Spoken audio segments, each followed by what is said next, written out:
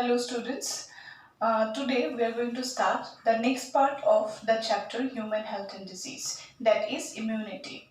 Earlier, the first part, it included all the types of diseases, their causative organism, symptom, and all the types of drugs that are necessary or the test, what type of things that will work against that type of pathogen we have discussed. Now in this part we will see the very vast topic actually, that is immunity. We'll try to understand. So let's just start the video. First of all, what is the meaning of immunity? Meaning of immunity means, see, just to understand clearly that we should know that suppose just think whenever it comes to the foreign particles, then foreign particles are entering inside our body in every minute through food, through air.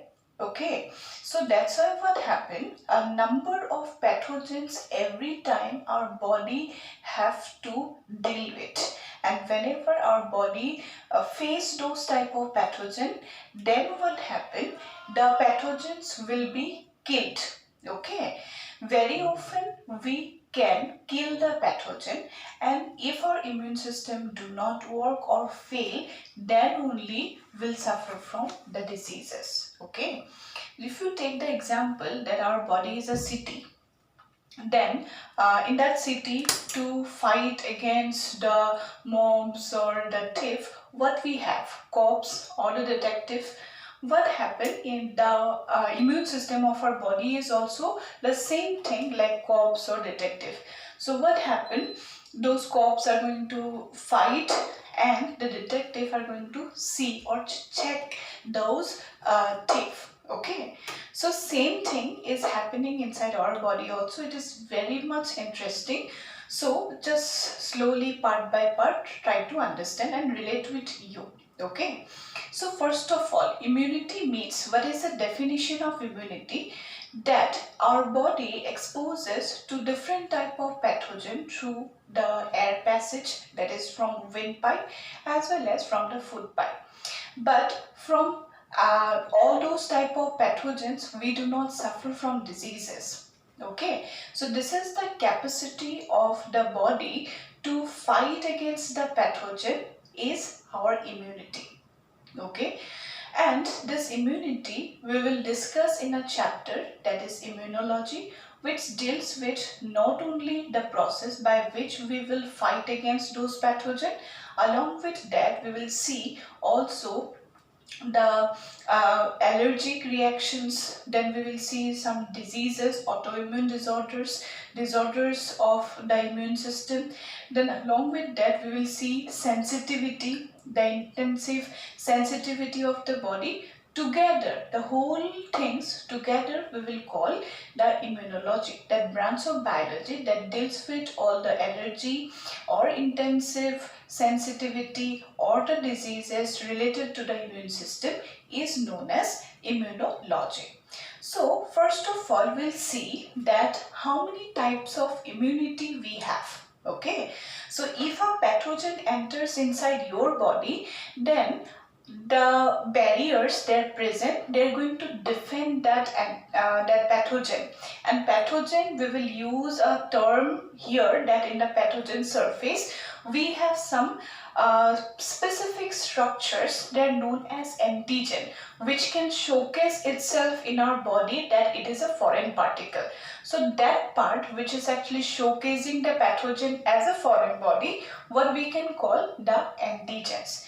Okay, so now just see, in case of immunity, if you see the types of immunity, then broadly it is divided into two types. What are they? One, first of all, we'll see innate immunity, and after that we'll see acquired immunity. Okay, so if you see immunity, then broadly it is divided into two types. One is innate and another one that is acquired.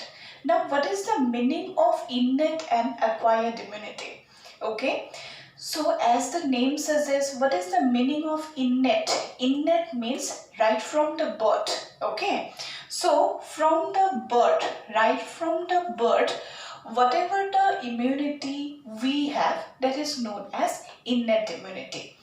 And acquired immunity is also known as adaptive immunity. Yeah, you have to remember that acquired immunity is also known as adaptive immunity or specific or specialized immunity, which is developed after the birth due to the exposure of the pathogen. We will develop the acquired immunity. Okay, so what happened? This innate immunity will work as a generalized term. In a broader term, we will use innate immunity. And specialized or the adaptive or the acquired will be very much specific. Okay, so in simple term, if you want to know what is innate immunity, so innate immunity is a type of immunity which is present right from the birth, and it will work against all the type of pathogen. Okay, and if it is acquired or adaptive immunity, it will develop due to the exposure of the pathogen. Understand? And after that, our body will develop the acquired immunity. So as the acquired immunity is developed after the exposure of the pathogen, so that's why the acquired immunity will be very much specific.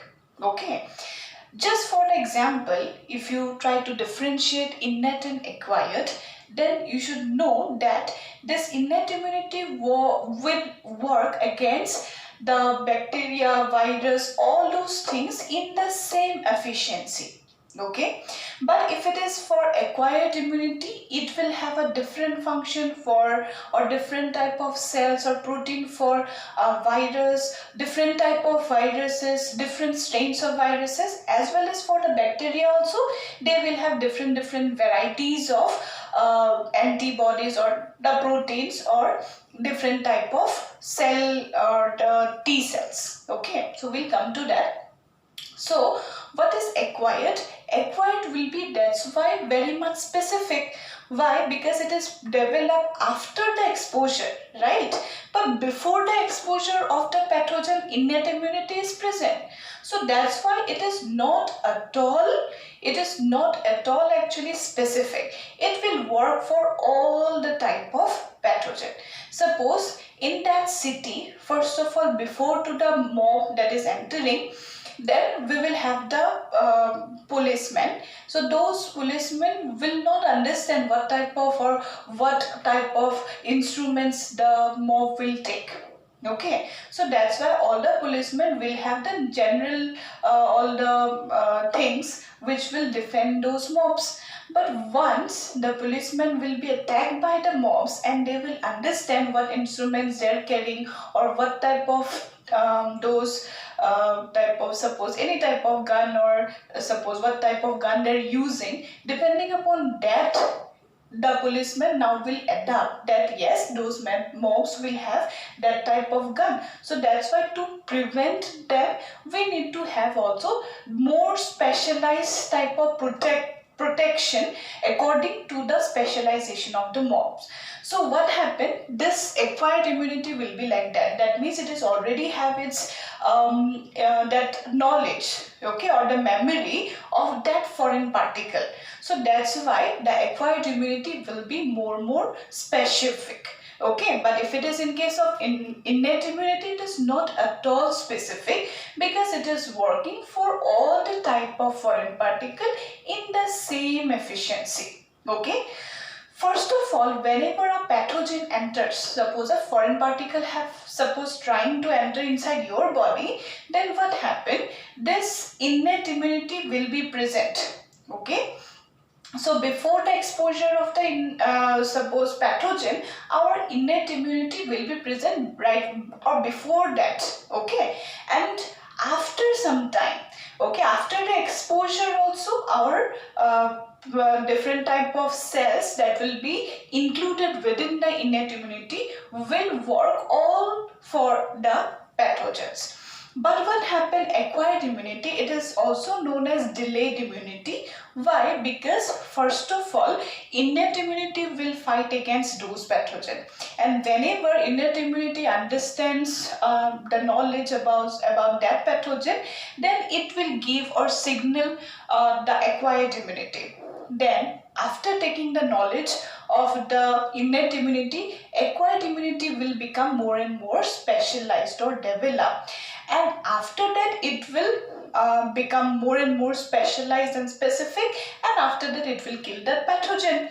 So that's why what happened, though it is delayed, it becomes very much specific. So I guess I have told you about the innate and acquired immunity. The differences will be very much important. So these are the differences I have told. Okay. Now to see the types of innate and acquired immunity.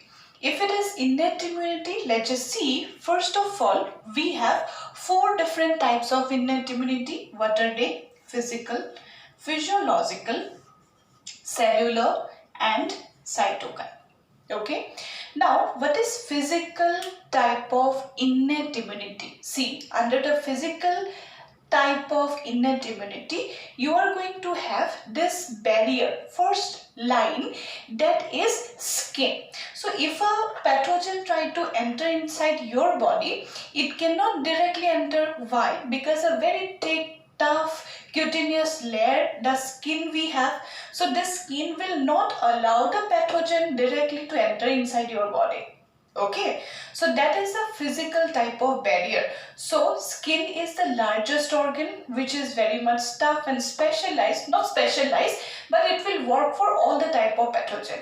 When we have the higher possibility of having infection, wherever in the suppose skin we have some cut or wounds, from that region we don't have this skin, and that's why those pathogen can able to enter inside our body. Okay, from those wounds or the cut where the skin is not present, right? Now see, in some of the parts of our body skin is not present, like in those region what will be present? Now mucous membrane. Okay, now what is mucous membrane? See, suppose this is the mouth, okay, buccal cavity, then we will have the esophagus. So this is also coming in direct contact with the atmosphere. From the air, a lot of pathogen can enter directly into your mouth. Their skin is not present.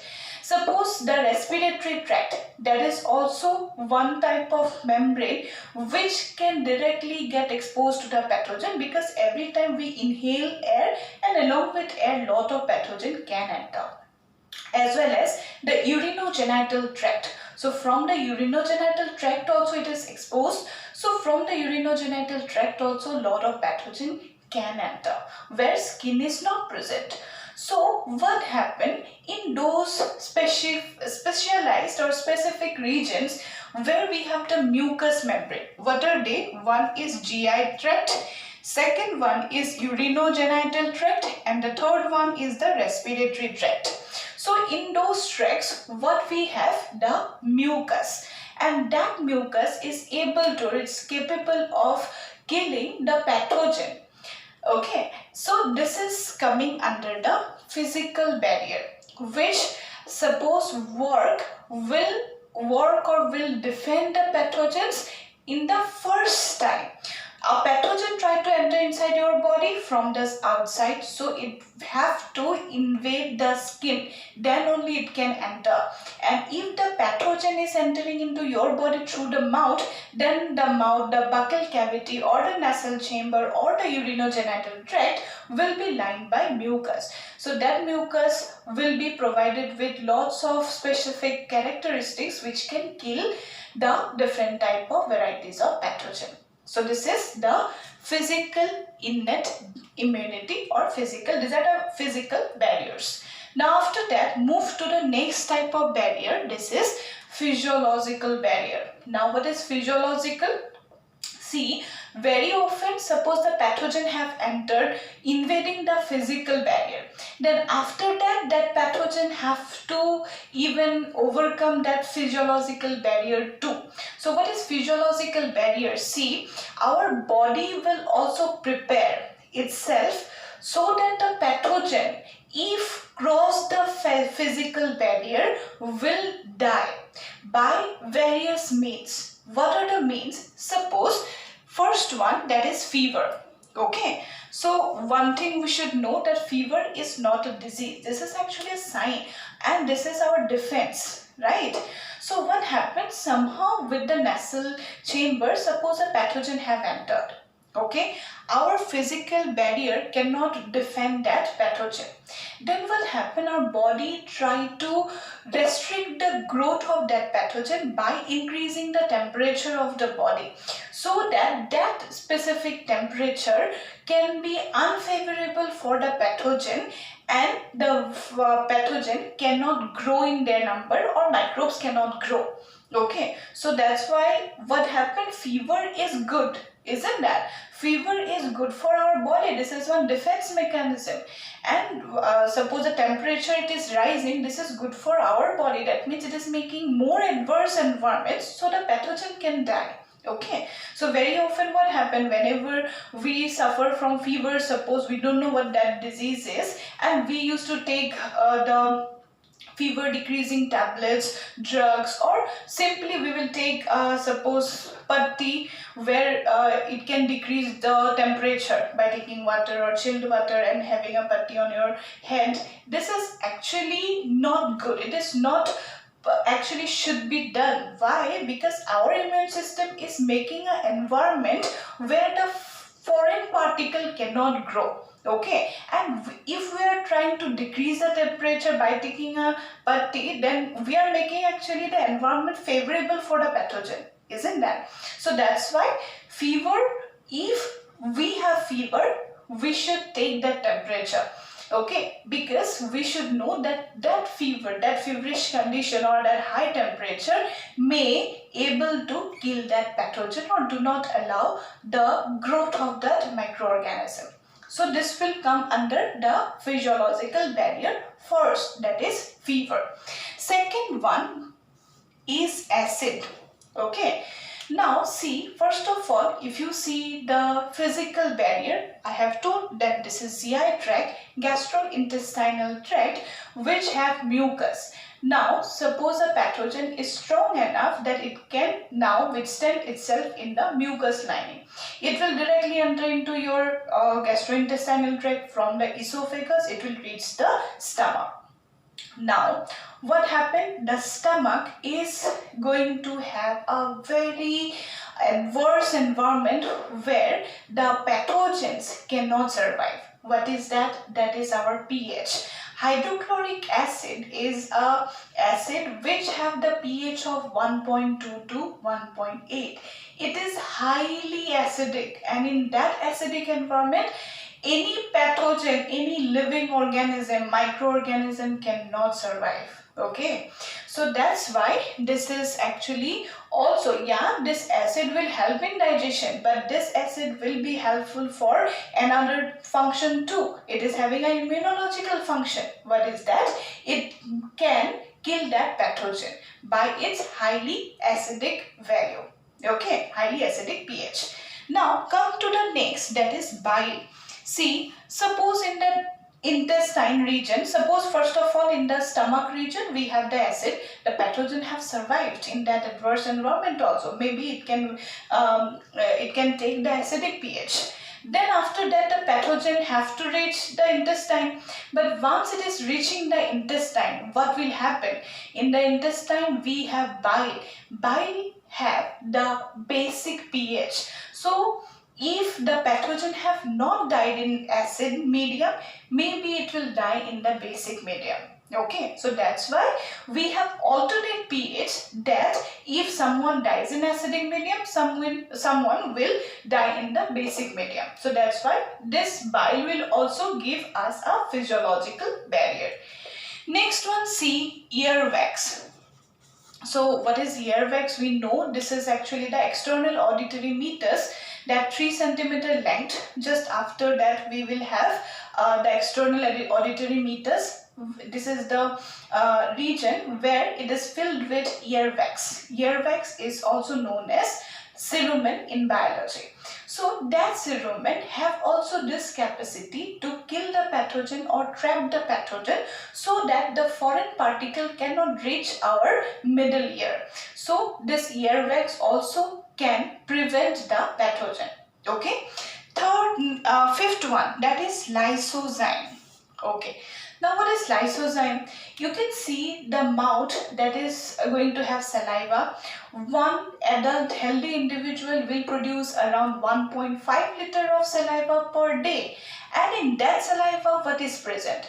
One specific enzyme, that is lysozyme, and it has the capacity to kill a lot of bacteria. So if suppose with the food or water or just by air the pathogen have entered, then the saliva have this capacity to kill the bacterial infection. Okay, so this is also coming under physiological barrier. Next one, see sixth one, this is the vaginal secretion. So just see, external genital of female, it is going to have the pH also acidic, that is around 3.5, where some acidic bacteria live. And as the female external genital is directly exposed to the pathogen environment or the air, it is also viable for the pathogen. That means the pathogen can reach the uterus passing from the vaginal cervical tract. So what happened? The vagina that is also provided with some lysosomic activity as well as the pH that is becoming acidic now, that is around 3.5, which also provide a physiological barrier against the pathogen, which can enter, proliferate in the external genital, and those bacteria or the virus can enter into the uterus through the cervix. So it will be prevented by the acidic medium of the vagina. Next one, the seventh point, that is sweat. So sweat, what is sweat? So sweat is actually making a layer around the skin. If the skin cannot kill that pathogen or it cannot destroy it, at least the sweat can. So just above the skin we can secrete sweat, and that sweat is able to, it is also provided with some chemicals which is adverse, which makes the adverse environment for the pathogen. So all these things, fever, acid, bile, earwax, lysozyme, vaginal secretion and sweat, that will come under the physiological barrier. Now after that, in the innate immunity, we have cellular barrier too. That means now these are not the physical and physiological. See, these are before the entry of the pathogen, it is present and it is ready to fight against the pathogen. You do not want to know what type of pathogen it is. It will present irrespective of the structure of the pathogen. It is not like that our hydrochloric acid will be released only for the bacteria, or it will be not for fungus or anything. It will be generalized. Okay. Now come to the cellular barrier. In the cellular barrier you can see a number of cells are present, and all those cells have the capacity to engulf the pathogen or destroy the pathogen. So let's just see one by one. First of all, neutrophil, PMNL, monocyte, macrophages. Okay, what are they? These are coming under the different varieties of WBC, leukocyte. So neutrophil have the phagocytic activity. Phagocytic activity means, see, suppose this is one pathogen, right? In the blood circulatory system, we have the neutrophil that is flowing. Now, whenever the neutrophil comes in contact with the pathogen, directly it will engulf it. Okay, and it may engulf and completely exocytose the pathogen, and if it is not, at least it will present the whole immune system that yes, I have showcasing the pathogen. Now immune system develop any type of cell or specialized suppose specialized some cells produce and kill that pathogen. Okay, so these are the neutrophils. Next one, that is PMNL. Full form of PMNL is asked in number of exams. So full form of PMNL is polymorphonuclear leukocyte. This is also having the same property, phagocytic property, by which it can suppose come in contact with the pathogen, it will engulf it and kill it, and if cannot kill, it will at least showcase and it becomes an antigen presenting cell, APC. Next one, see the monocyte and macrophages. See, the monocyte itself will be known as macrophages. What are they? See, the blood circulatory system, whenever the type of WBC is present, it will be known as the monocyte, which is also phagocytic in nature. And the same monocyte, if it enters inside the tissue spaces, then the same monocyte, now we will call it as the macrophages. Now just see a variety of macrophages, a number of macrophages, they're named differently but present in our body. Just if you take the example, one example is Kupffer cells. The Kupffer cells are present in the liver. That Kupffer cell can be a protective cell. Whatever the pathogen is present, Kupffer cell can kill it. So it is present restricted to only one region, that is liver. In the brain, we have also one type of actually cell, macrophage type of cell, that is oligodendrites. So microglial cell. So sorry, it is microglial cell. So microglial cell that can also kill that pathogen. Okay, it is present restricted only in the brain region. If it comes to the connective tissue, in the areolar connective tissue, then we have one type of macrophage there that is known as histiocyte. So this way, in different organs, in different parts of your body, different tissues of your body, we have varieties of macrophages, and they're named differently but the function is same. They will phagocytose the pathogen and kill it. Okay, remember that. Next cell is known as NK cell. What is the full form of NK cell? This is natural killer cell. Now what is natural killer cell? It is having a very interesting function. See, this NK cell actually is produced by our bone marrow, then the lymphoid organ. These organs will produce the NK cell. Now, suppose this is a pathogen. Okay, so this pathogen is present. Okay, right? Now, what the NK cell will do? Okay, so this NK cell that will come to the region, suppose it somehow it can come in contact with the pathogen. Then what it is going to do? It will release a chemical, and that can make the pathogen's cell membrane lyse. Okay, so what happened? It will release a chemical. That chemical is known as perforin. So by releasing this perforin, it create hole in the pathogen or the microbe, and after that what will happen? Whenever it will create numbers of pores in the pathogen's body, then what will happen? Endosmosis will occur. That means from outside water will enter from all the sides. So whenever water will enter, what will happen? The microbe, the size of the microbe will rise, isn't that? At one period of time, too much water will enter, and at one period of time, that microorganism will die. It will burst. Okay, so this is a very interesting characteristics or defending characteristics by which it can kill that microorganism. So it is releasing a chemical, perforin chemical, which will cause cytolysis, or it will kill that pathogen by bursting the cell. Now after that, let's just move to the next system, that is complement system. Okay, so complement system is not actually coming under cellular. Actually, what happened? There are 30 different types of varieties of protein components. They are known as C1, C2. This way, numbers of proteins, they have been produced by the liver cell. Okay, and whenever this C component, complement components, they will actually produce different type of proteins. They will be known as C1, C2, C3, like that. So this complement system by different alternative and classical pathway, all these things that will be not needed. Just remember these things, that will be more than enough.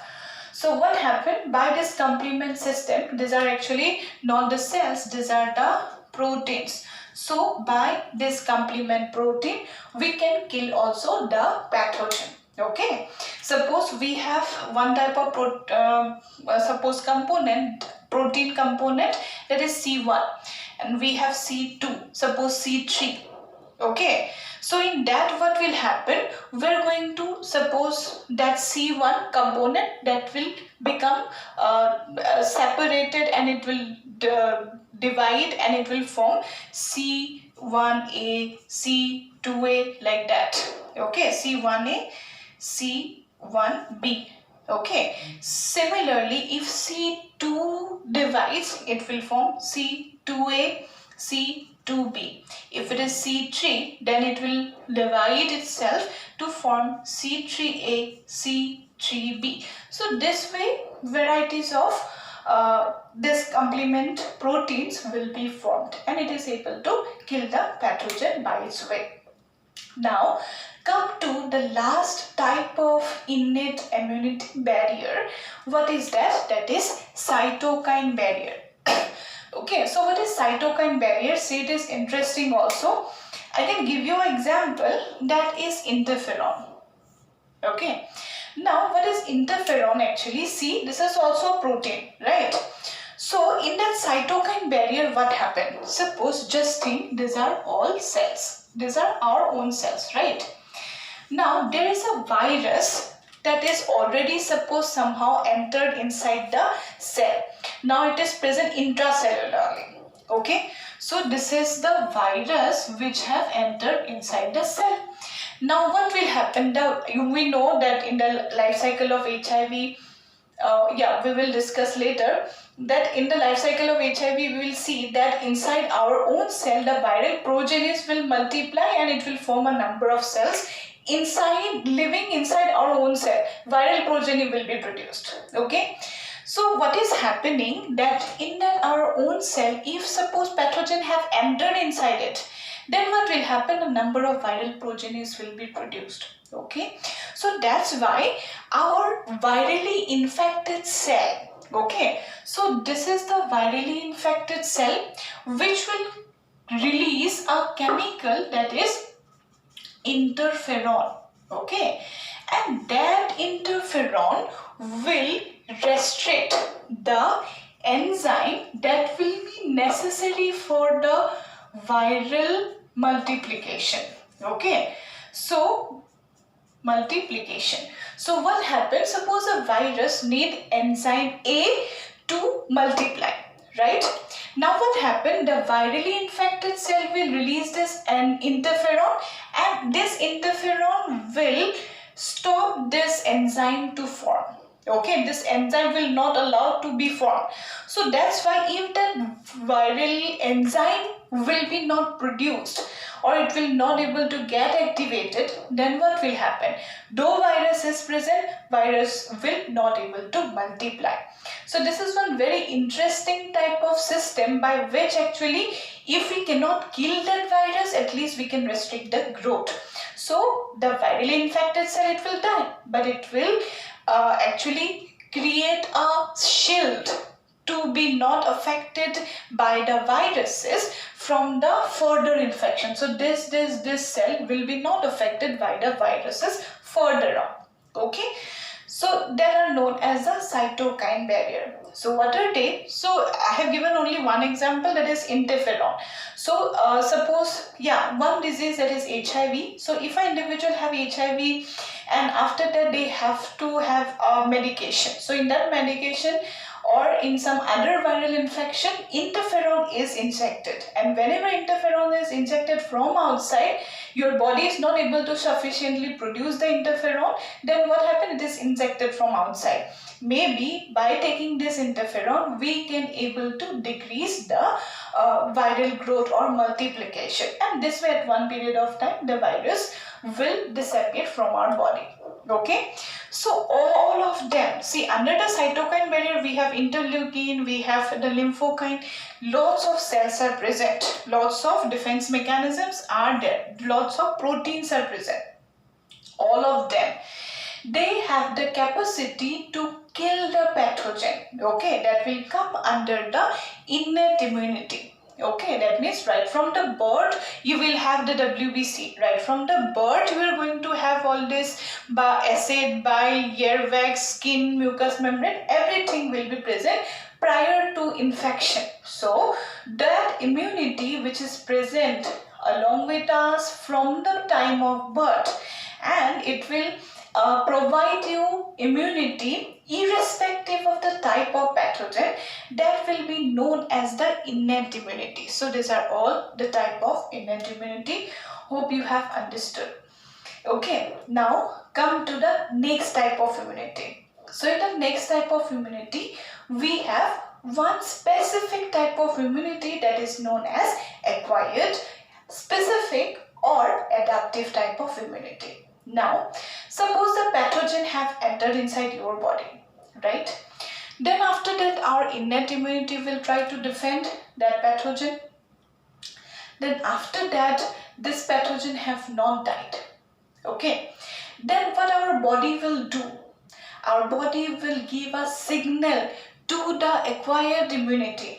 Okay, so the acquired immunity means it will give the signal to the bone marrow or the lymphoid organ or the thymus, so that it can develop some specific cell. Okay, and that specific cells, what we can call, this is known as B cell and T cell, right? Now what is B cell and T cell? Actually B lymphocyte and T lymphocyte, right? So they will be produced under the influence of the immune system. Whenever the immune system gives actually stimulation to the bone marrow, then only this B cell and the T cell will be produced. Right, and that's why actually it is delayed process. Whenever a pathogen will enter, directly it will not able to find the B cell and T cell. First of all, it has to fight against all this physical, physiological, cellular or cytokine barrier. Once it survives, then what will happen? It will induce our bone marrow or the thymus or the lymphoid organ to produce two specific type of cell, that is B lymphocyte and T lymphocyte. And this B and T lymphocyte have a very interesting character. What is the character? See, this B cell will soon disintegrate and will produce readily two different type of cell. One is plasma cell and another is memory cell. Now what is plasma and what is memory cell? Okay, so this B cell, then T cell, they are the types of acquired immunity. See, this B cell will be differentiated into plasma cell and memory cell. Plasma cells are little bit longer, larger cell, and it has less actually lifespan. It do not survive for long. Okay, so that plasma cell will be a little bit larger cell and memory cell is a little bit smaller cell. What is the function? If you see plasma cell, it will be short-lived, and if it is memory cell, it will be long-lived and can survive for decades. Okay. Now, what happened to the plasma cell? This plasma cell is actually one mother cell. It can synthesize proteins, right? And what are those proteins? See, these are IgG. Already we have discussed in the human reproduction chapter. What is IgG? This is in immunoglobulin G, which is transplacental, isn't that? Next one, IgA, immunoglobulin A, which is provided by the mother to the infant through breastfeeding or intense milking. Next one, this plasma cell will produce IgD, IgE and IgM. So 5 different type of antibodies will be produced by the plasma cell. Specifically, all those 5 type of antibody will attached to the antigen of the pathogen and able to kill it. Okay, so that is the function of the plasma cell, which is formed from the B cell. And another cell is also present which will not synthesize anything, but it is going to present, and it is going to present for decades. But this memory cell have a very unique character that it can stay in our body, taking the whole information of the pathogen which have attacked and due to what it has been formed. Okay, so why it has been formed? Due to the exposure of the pathogen.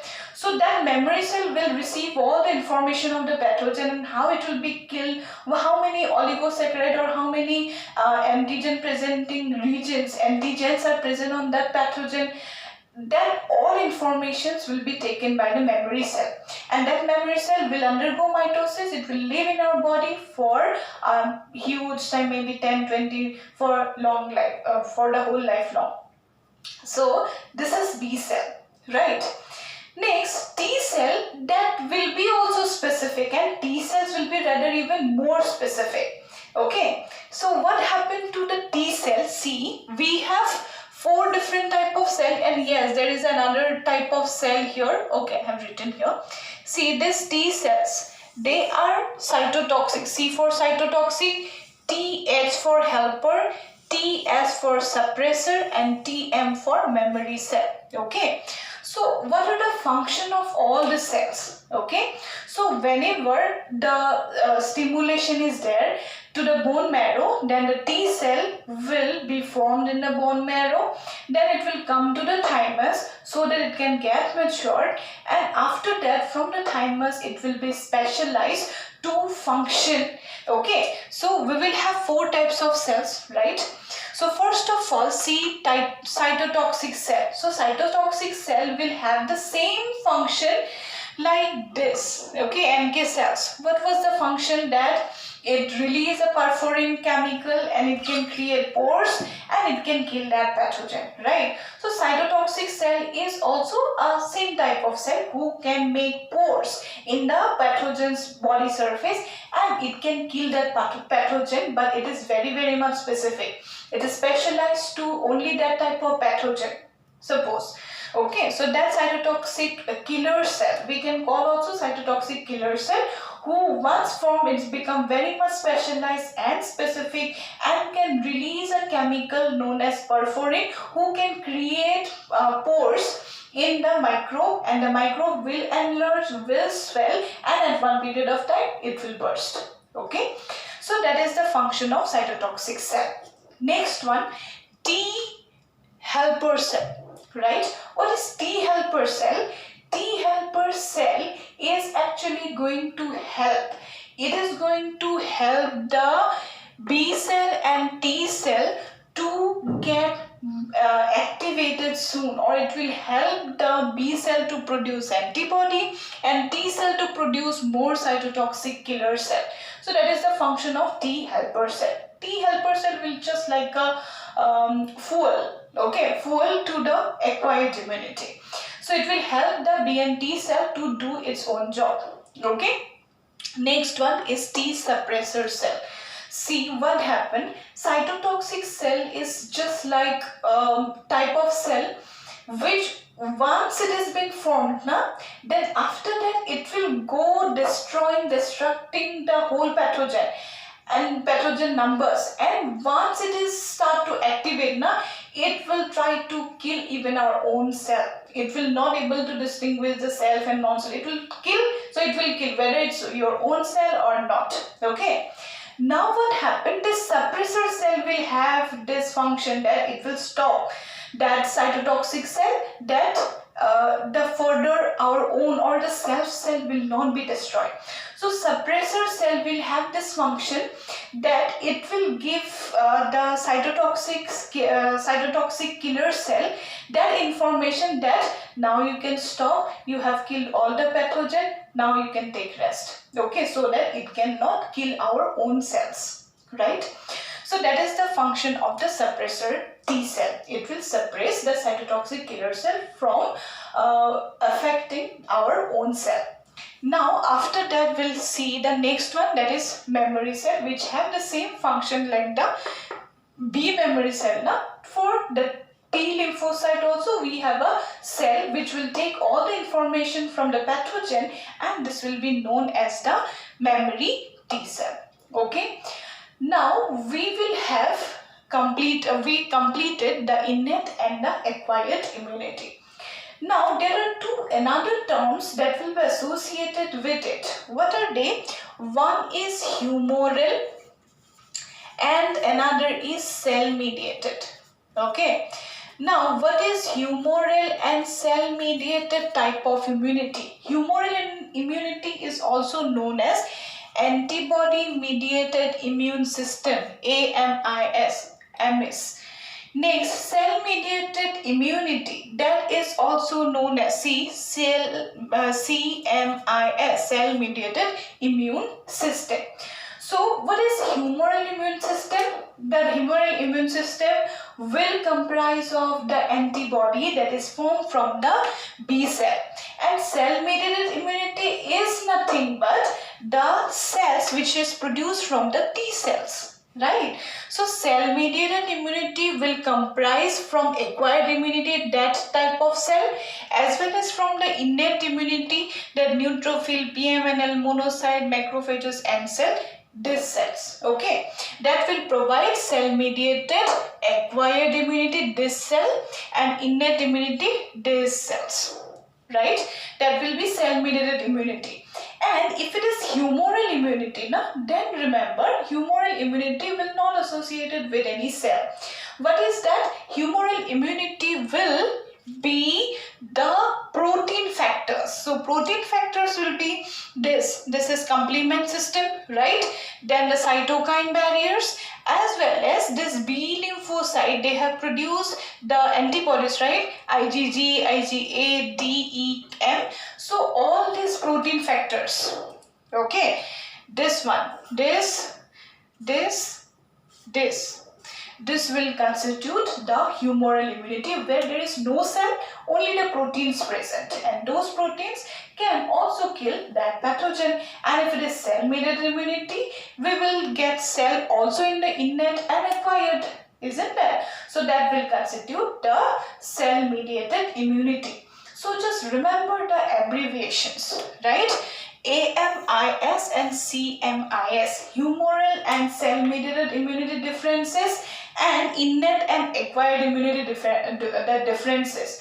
All these things, they are very much important. Hope you have understood. This is the first video on immunity. I have given just the overview, and this is just the introduction point. In the next video, we will see how actually our acquired immunity can be delayed, or what is primary response, what is secondary response, how many types of acquired immunity we have. All those things we will see in the next video. So up to this is immunity. Thank you.